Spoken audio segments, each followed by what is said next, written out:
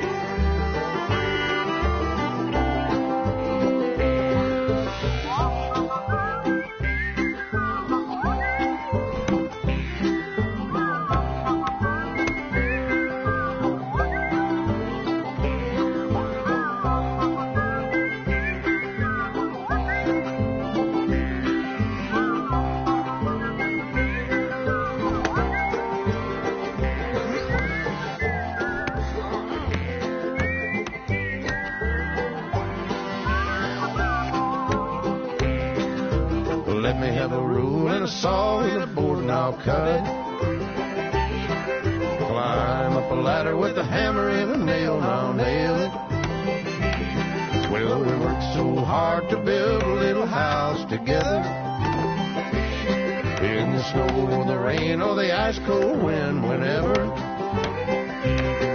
No matter any weather, we're together.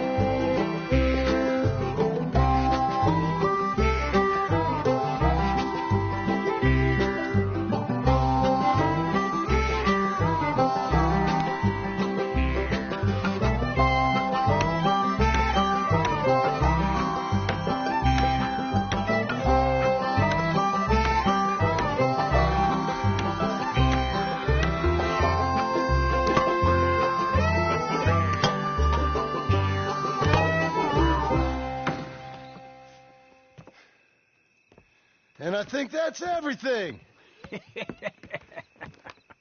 John Marston, you have a home. So do you. Oh, I know. And you, Charles, as long as you'll stay with us. Thank you. Gentlemen, to this happy home. Well, at least till this fool gets his woman back.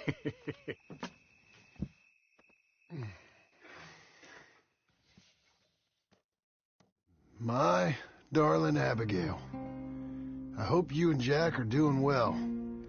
I remain a fool, and I'm sure I shall die a fool. But I'm trying very hard to be something like the man you deserve. I have done something very silly in an effort to impress you. And that is, I've purchased a home. The land you read about in the newspaper up at Beecher's Hope is now ours, and we are going to try our hand at ranching. Mr. Geddes kindly helped me buy the land. I met Uncle while I was coming out of the bank, and while I know your feelings about him, he has been enormously helpful in his own fashion. Charles Smith has also appeared and is unsurprisingly a pillar of strength. Together, we've built you a home. I hope soon to show it to you. I miss you and the boy more than I can express. Please, come back to me. Yours always, John.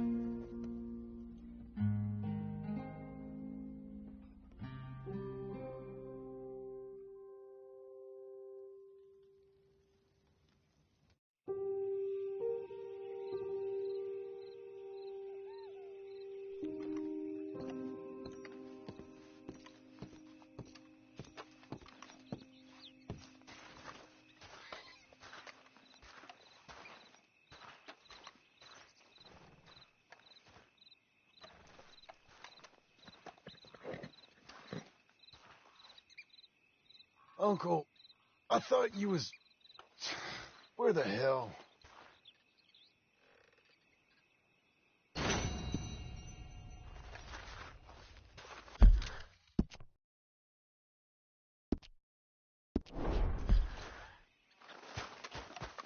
Okay, Missy. There.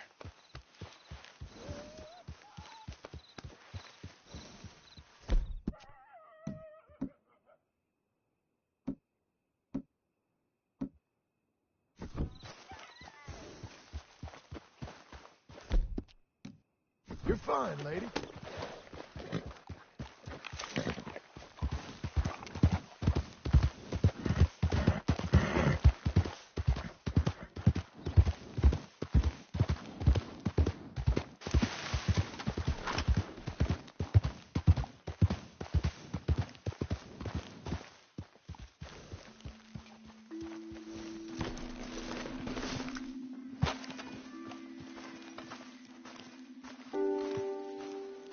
Just one time I hope to find you working. Just once. Do you believe in reincarnation, John Marston? No. Well, I hope and pray to whatever is out there that I get to come back as a youngin', so that when you're old and facing death, I can be some two-penny slave driver that comes along and hastens your journey into the grave. This is a fatal condition I got. And I'll give you another fatal condition. We don't get on with things around here, and we'll all starve. Get on with what? Farming, ranching, planting something. The only thing that this land's good for is grazing. Grazing?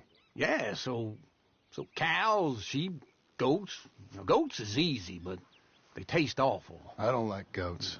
And cows, I've seen enough cows. Yeah, sheep then.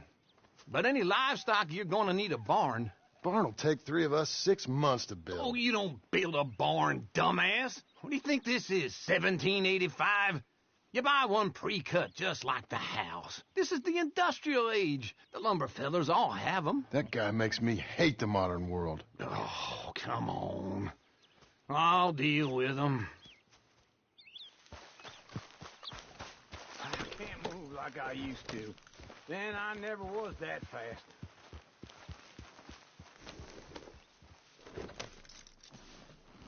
Into Blackwater. Let's go.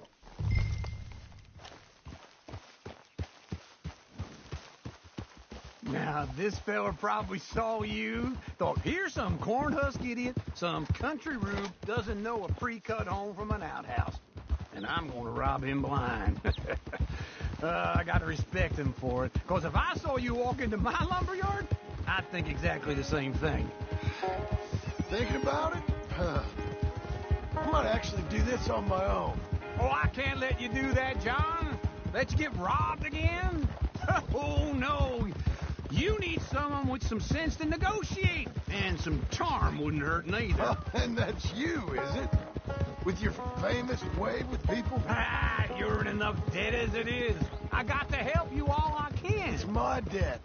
I'll handle it. Yeah, but if they foreclose on the debt, I'll lose my home. And I do so like it there. You like it too much. It's far too comfortable. Ah, you ain't even got furniture.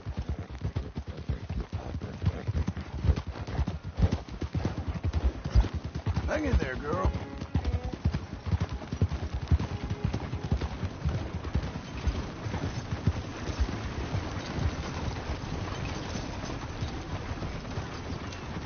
This is him.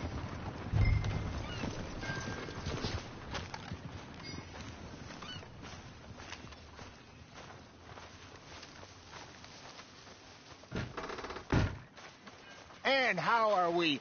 How's little Emily? Emily. I'm sorry, how are you? We need a barn. A barn? Of course you do. All them potatoes. We're gonna farm livestock. What's wrong with you? How many Scarface loons you got coming in here buying pre-cut homes? Here, what you think? Have a look. Maybe that one. We're an excellent choice. We have a couple already cut and in stock. I'll have it sent to you in Blackwater. I'm down at Beecher's Hope. Oh, I'm sorry. Of course, this is my wife, Jerry. You see, she's out. But it's great seeing you again, Al. Yeah, and it's you, been sir. a pleasure as always. Great pleasure. Love your work. Of course. How are we going to pay for this? Same way we pay for everything. I just wish I could help you, sir. You've been a good customer, and I like you, and David Geddes likes you. But this man is very annoying. Can you just give me a few days? Of course. I really enjoy begging and watching you make a fool of yourself. Well, John! Hey! Is that Sadie Adler? Hey. John, how are you? well, hello, Uncle. Nice to see you. And you too. Oh, shut up, you old creep. Listen, Sadie, you got any work? I'm kind of desperate. Work? How desperate? I need money. A bunch of money. My debt's climbing, and You up for a fight? Is it legal? Well, it's very legal, but it's also pretty dangerous. With you, it'll be fine, but I wouldn't do it on my own. I ain't got much choice. All right, then. Come on. Look after him, Sadie. He's a delicate flower underneath. Tell the bank there's money coming in. And get a crew to help with that barn. I have it on good authority we can find this bounty at Painted Sky. I know the place. Okay, I'll follow you.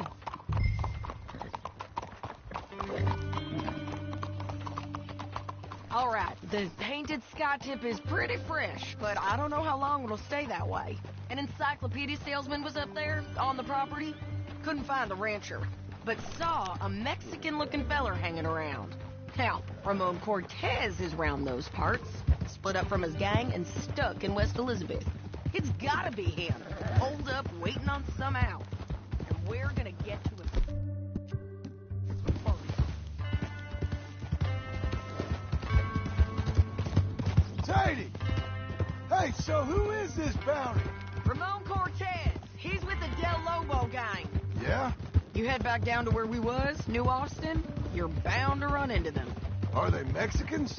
Some, and some Californios, and some regular Americans too.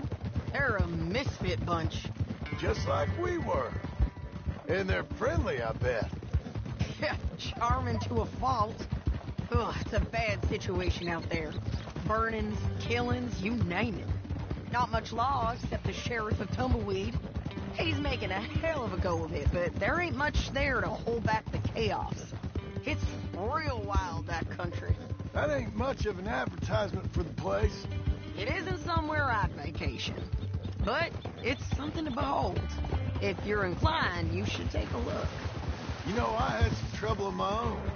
That gang you was talking about, was they the Skinner brothers? That's them. They ain't nice. Nice. Weren't what I heard about them. Got hold of this feller I'd hired. Slow it down!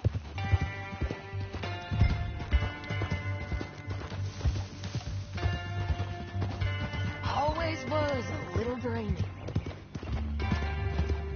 Where were we? Oh, got hold of this feller I'd hired.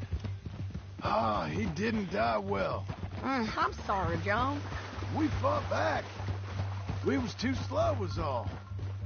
I wish we'd done better for him. I'm sure you did the best you could.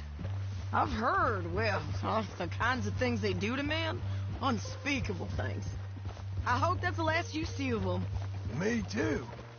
But if not, I mean to be ready. That is wise. You want to hear something? I built my ranch house. Good for you. Did you make it out of straw bales? No. It's one of them pre-cut ones.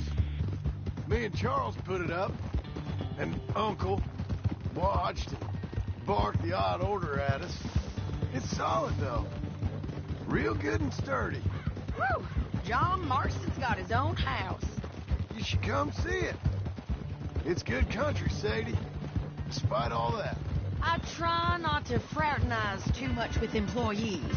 You know, it sends the wrong message. Oh, that's what I am now. An employee. Mm-hmm. That's what the bank says. Oh, well then I guess our fraternizing days are done. Now, be a good boy and get this bounty for me. Yes, ma'am.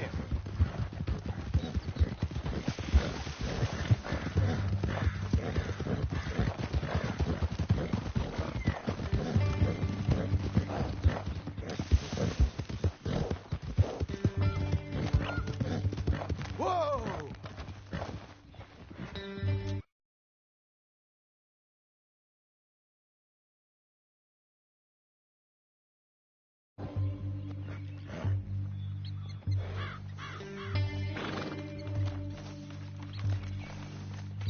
What's up?